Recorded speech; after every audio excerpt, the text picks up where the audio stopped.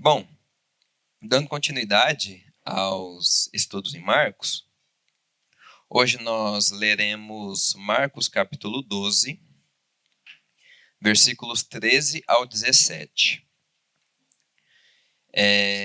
Antes de ler a passagem, inclusive, é interessante entender... Acho que não precisa. Não.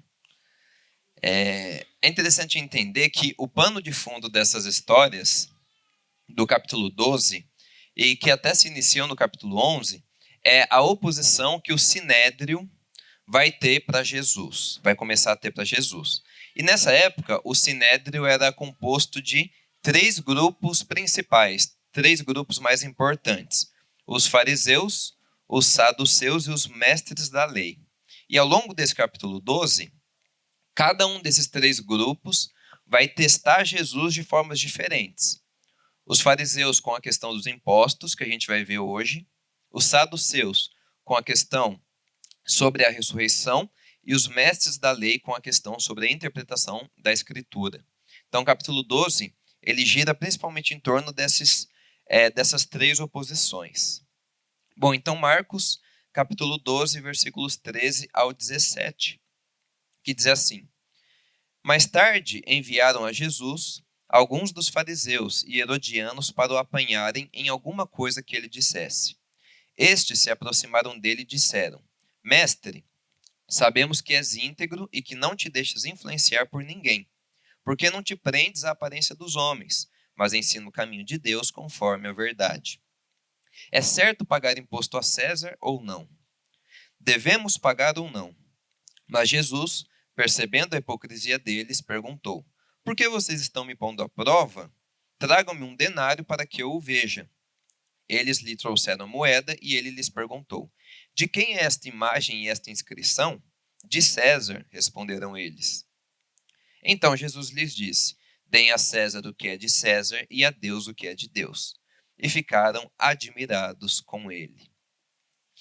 A primeira coisa que nós temos que perceber desse texto é que ele é uma continuação direta do texto anterior. Quem são essas pessoas que enviam a Jesus algum dos fariseus e herodianos? A resposta está lá em Marcos 11, versículo 27. Os chefes dos sacerdotes, os mestres da lei e os líderes religiosos de Jerusalém. São essas pessoas que entram em embate contra Jesus e que tentam apanhar em alguma coisa. Eles começam a entrar nessa disputa contra Jesus logo no capítulo 11. E no capítulo 12, o final da mensagem do domingo anterior, nós vemos exatamente essa continuação. Então começaram a procurar um meio de prendê-lo, pois perceberam que era contra eles que ele havia contado aquela parábola. Mas tinham medo da multidão, por isso deixaram e foram embora. Só que eles não desistem de Jesus e continuam nesse seu propósito de desacreditá-lo. É interessante que a palavra que Marcos usa aqui, apanharem, é a palavra grega agreuem, e ela ocorre apenas aqui no Novo Testamento. E ela tem um sentido de uma perseguição violenta, que é, então, colocada sobre Jesus. E aqui o texto vai falar que 2 grupos quase que se unem para apanhar Jesus aí em alguma coisa, que são os fariseus e os herodianos. Os fariseus talvez sejam um grupo mais conhecido, grupo religioso da época, profundamente voltado para coisas externas. Eles eram muito formalistas, supersticiosos, e eram dos grupos que Jesus criticava bastante pela sua externalidade, pelo fato de que eles não se importavam tanto com o interior. Já os herodianos era um grupo favorável aos romanos. Eles apoiavam, por assim dizer, o governo de Herodes. Então eles tinham uma fé mundana e influenciada de forma muito forte pela cultura grega e romana. E é até estranho eles estarem junto com os fariseus aqui, que não tinham muita ligação com o Império Romano. Eram quase que como grupos rivais nesse sentido, grupos de ideias e crenças opostas. Ambos os grupos, então, eram inimigos, uma vez que os herodianos apoiavam a família de Herodes e apoiavam os impostos também, E os fariseus acreditavam que, na verdade, Herodes ele usurpou o trono da família de Davi. E ambos se juntam para apanhar Jesus em alguma coisa que ele dissesse. A hostilidade contra Jesus, ela tem essa capacidade de, inclusive, unir grupos que são rivais, de unir grupos que são inimigos. Forças opostas se unem nesse propósito de tentar descredibilizar Jesus. E a pergunta deles é certo pagar imposto a César ou não? E a questão não era se o imposto era muito ou se era pouco. A questão era se era certo pagá-lo. Se era algo, dessa perspectiva, algo moral nesse sentido. E para a gente entender um pouco sobre o problema da questão, a gente tem que entender um pouco do contexto histórico dessa época.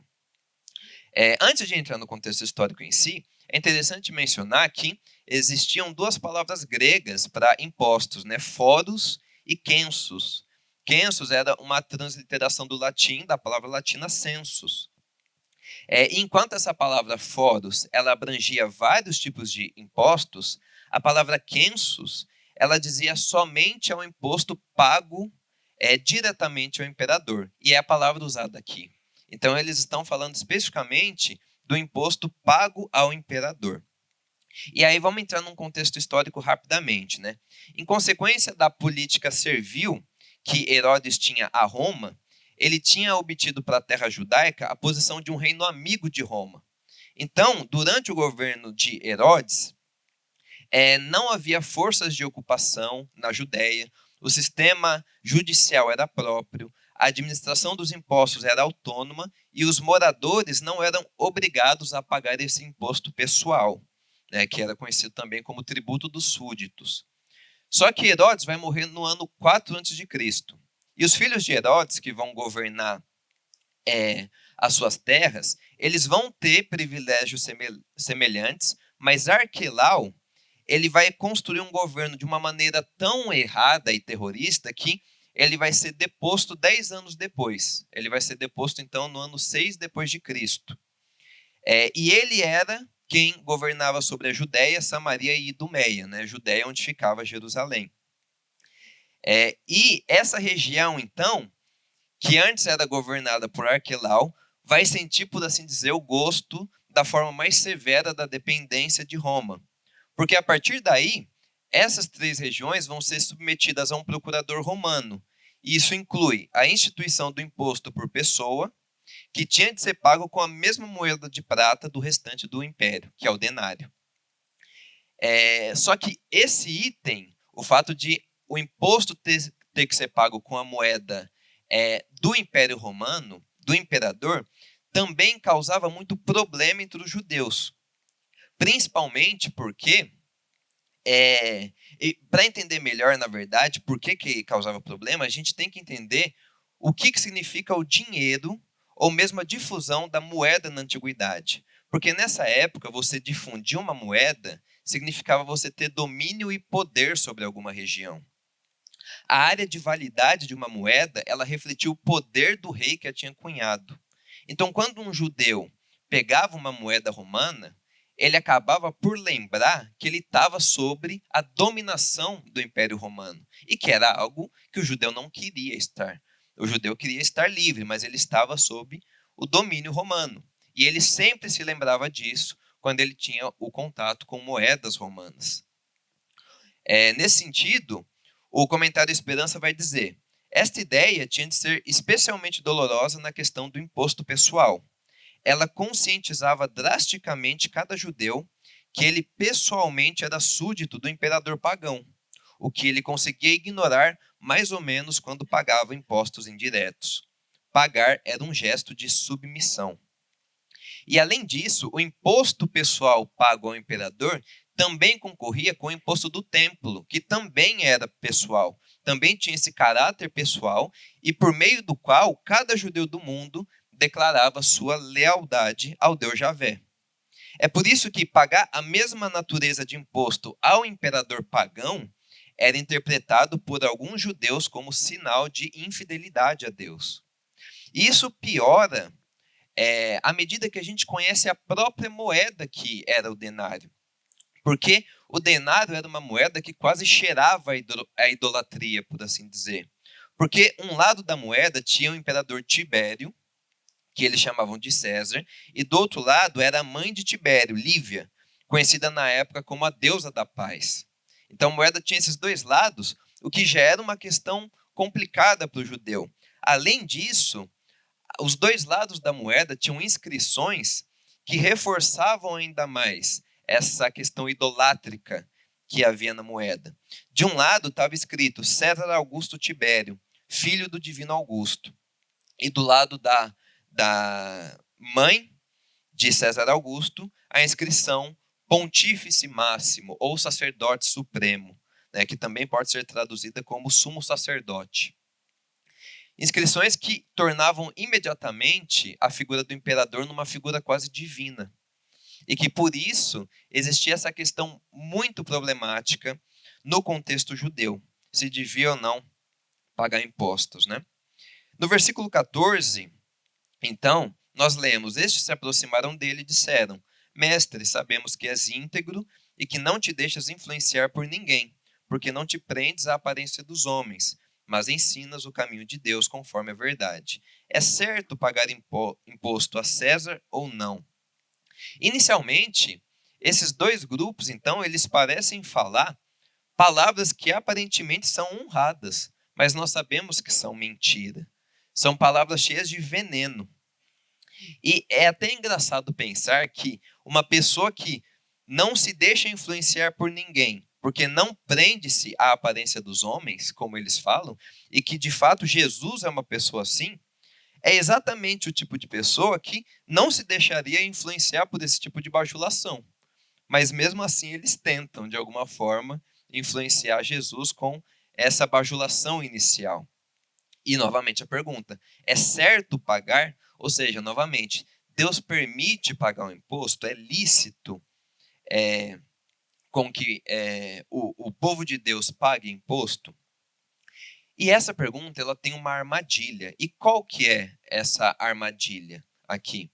Se Jesus fala que é errado pagar impostos ao imperador, ele poderia ser o autor de uma revolta política.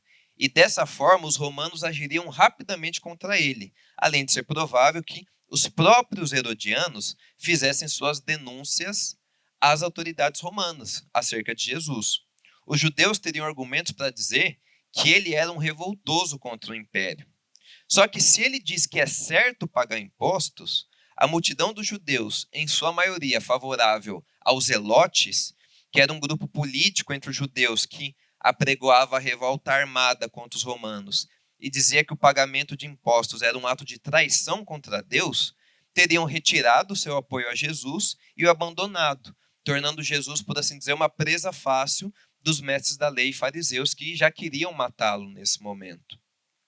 Então é uma pergunta muito bem elaborada para deixar Jesus em um problema que aparentemente não há saída.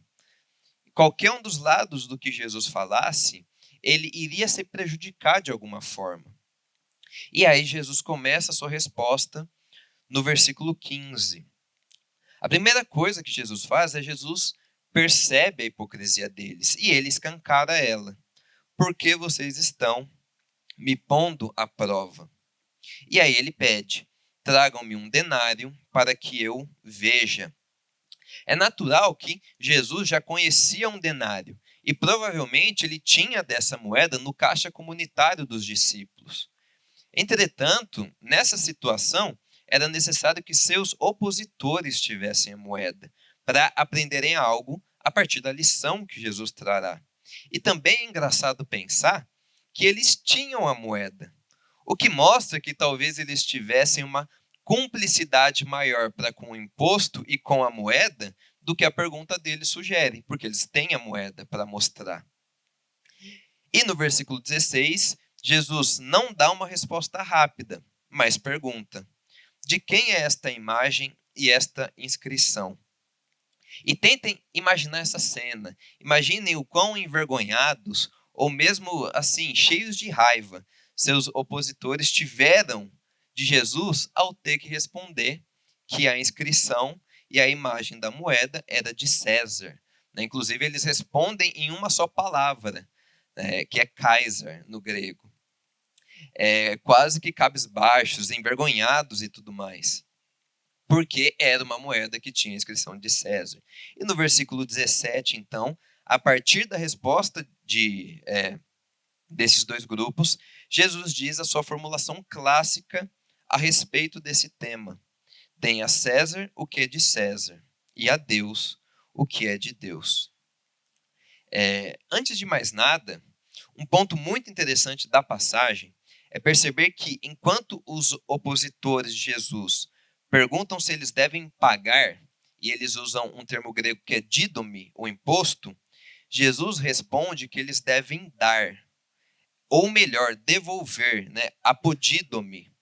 Isso será mais importante depois. Então Jesus ele utiliza uma palavra diferente em sua resposta. Ele fala, dai a César o que é de César e a Deus o que é de Deus. Mas esse termo também pode ser traduzido por devolver. Devolvam a César o que é de César e a Deus o que é de Deus. Jesus, então, ele inicia essa formulação clássica, que é até usada nos dias de hoje, é uma frase, uma formulação muito conhecida de Jesus, falando sobre as coisas de César. Eu falo, usada ainda hoje no contexto do mundo, Aqui na igreja, obviamente, é usada. Mas ele inicia falando sobre as coisas de César, não se limitando apenas ao imposto, mas falando acerca de um reconhecimento do imperador como governante do país. Só que a forma como essa sentença ela é construída no grego parece sugerir um peso muito maior para a segunda parte da afirmação de Jesus. Nesse sentido, a frase poderia ser traduzida por deem a César o que é de César, mas também e especialmente a Deus o que é de Deus.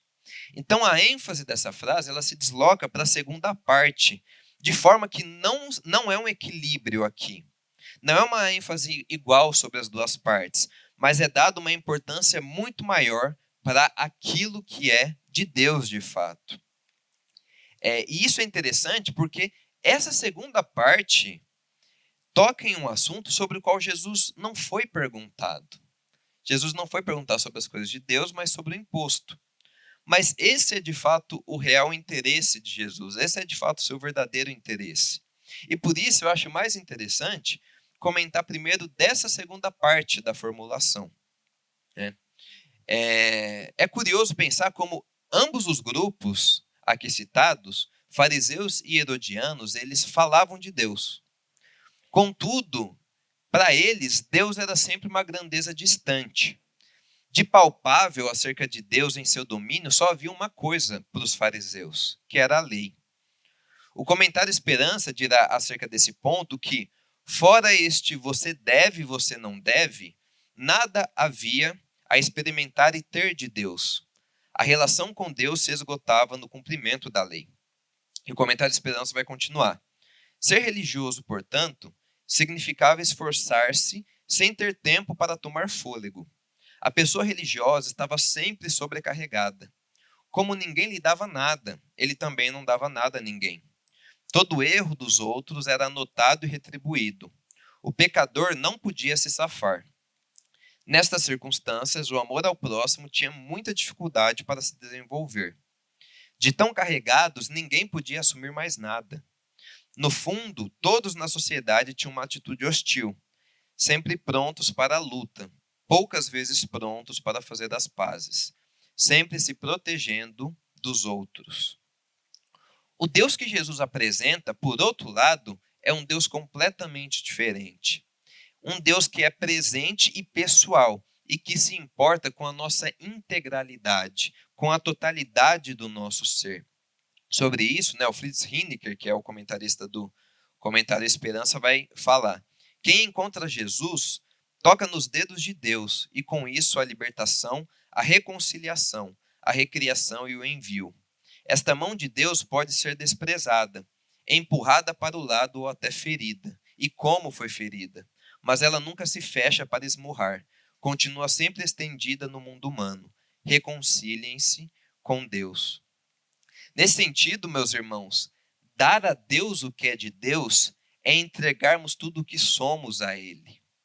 é crer em seu filho e seguir o seu filho. O que é de César nessa passagem é muito claro. A moeda é de César porque tem a imagem de César nela. A pergunta inicial, então, que alguém poderia ter ao ter um primeiro contato com essa passagem é: então, o que é de Deus nessa passagem? O que é de Deus aqui? É de Deus, seguindo a própria lógica de Jesus, aquilo que tem a imagem de Deus, o ser humano.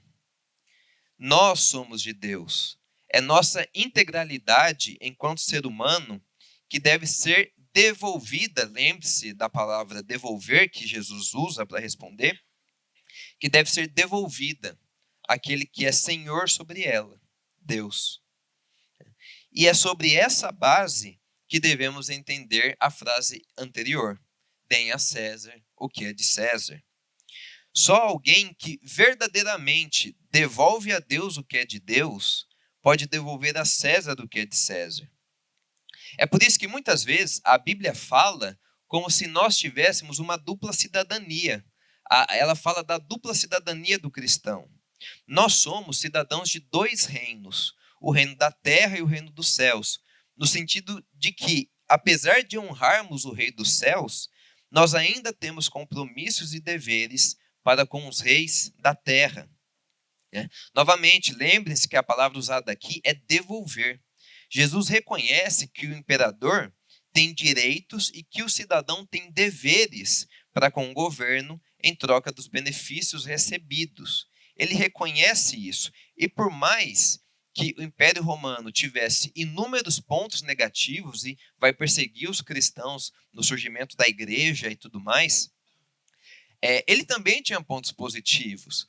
O Império Romano foi muito conhecido pelas suas estradas. Ele trouxe maior segurança, o período conhecido como a Pax Romana, trouxe proteção policial, tranquilidade, tinha, por assim dizer, coisas boas do Império que os cidadãos eram devedores nesse sentido. E a própria Bíblia ensina que o governo humano é estabelecido por Deus para nosso bem e que devemos respeitá-lo e nos sujeitarmos a ele. Paulo é muito claro sobre isso em Romanos 13.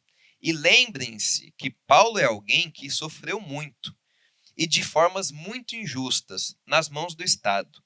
Se tinha alguém que teria motivos para propor uma rebelião contra as autoridades estabelecidas, esse alguém é o apóstolo Paulo.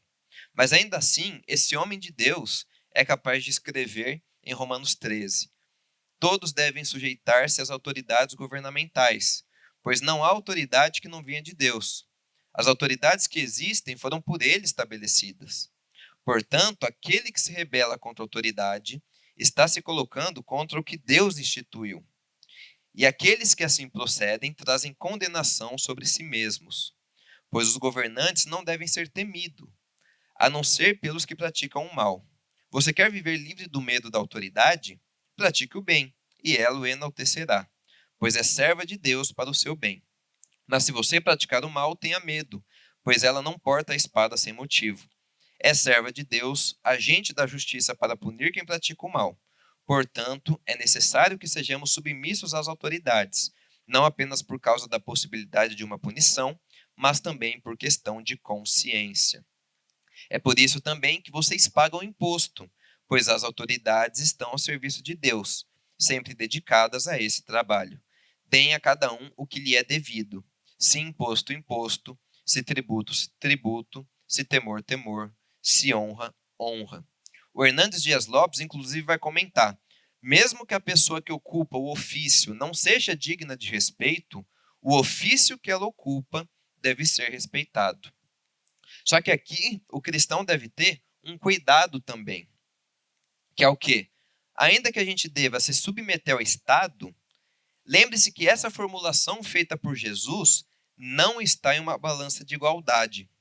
A segunda parte é muito mais importante do que a primeira.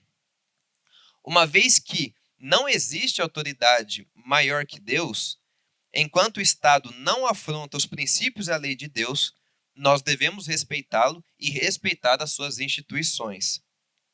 O cristão, nesse sentido, então, ele deve ser o melhor cidadão, mas o primeiro a ir contra o Estado a partir do momento em que ele próprio se coloca como Deus ou se coloca contra Deus. E por fim, é muito bonito perceber, ao final desse versículo, como todos ficam admirados com a sabedoria de Jesus e ficaram admirados com ele, ao final do versículo 17.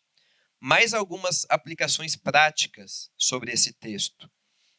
A primeira delas, qual a nossa intenção para com Jesus? Queremos de fato ouvi-lo e aprender dele, ou estamos ouvindo com segundas intenções, esperando que ele responda o que desejamos ou coisas do tipo? É bonito e ao mesmo tempo triste um contraste que muitas vezes acontece entre as pessoas que ouvem a Jesus nos evangelhos. Nós vemos um contraste, por exemplo, quando os evangelhos estão falando dos mestres da lei, dos fariseus, normalmente os evangelistas fazem questão de mencionar que os fariseus foram até Jesus para o testar, para pôr Jesus à prova, para o apanhar em alguma coisa que ele dissesse.